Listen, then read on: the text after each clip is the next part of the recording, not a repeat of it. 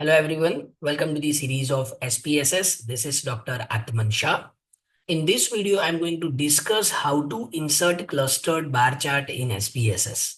You can find more videos on data analysis using SPSS, Jamovi, Microsoft Excel, RStudio on my YouTube channel. So don't forget to subscribe and press the bell icon.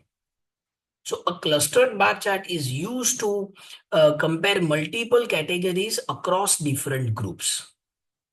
So basically, it displays bars side by side for each category within a group. So suppose we want to compare the uh, how many female students and male students are there in arts, commerce, science, and management faculty. So in that case, we can use clustered bar chart. So now you go to graphs. In graphs, we have the option of legacy dialogues, and in legacy dialogues, we have the option of bar chart. So you select this. Then you have three options: simple bar chart, clustered bar chart, and stacked bar chart. So you select clustered bar chart and click define. So suppose our category axis is faculty. We want to compare arts, commerce, science, and management faculty. And our clusters are defined by gender. So therefore, in each faculty, you have two bars. One bar represents male faculty or male students, and another bar represents female students. Here you have another option called bars represent. By default, it is number of cases. So let's go for default selection, that is number of cases. So you go to titles, chart 1, clustered bar chart, number of cases. Continue and click OK. And then you see the output.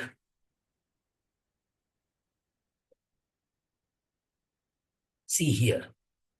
As I said, we have four categories in the faculty variable, that is arts, commerce, science, and management. And in each category, we have two bars. One represents male students, another represents female students.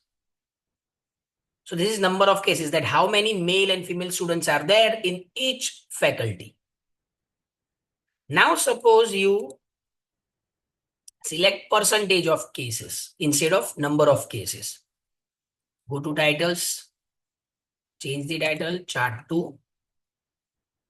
Instead of number, right?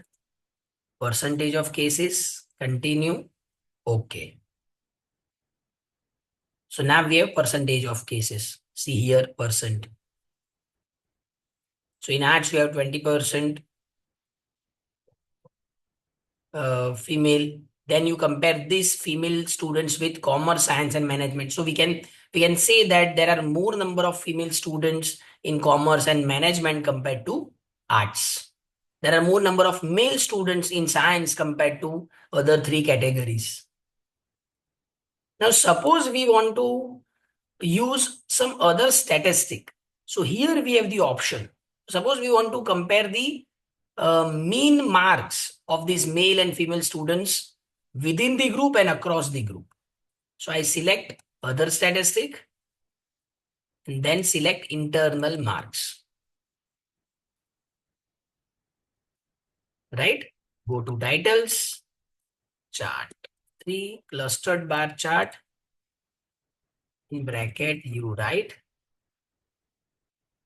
internal mean of internal marks.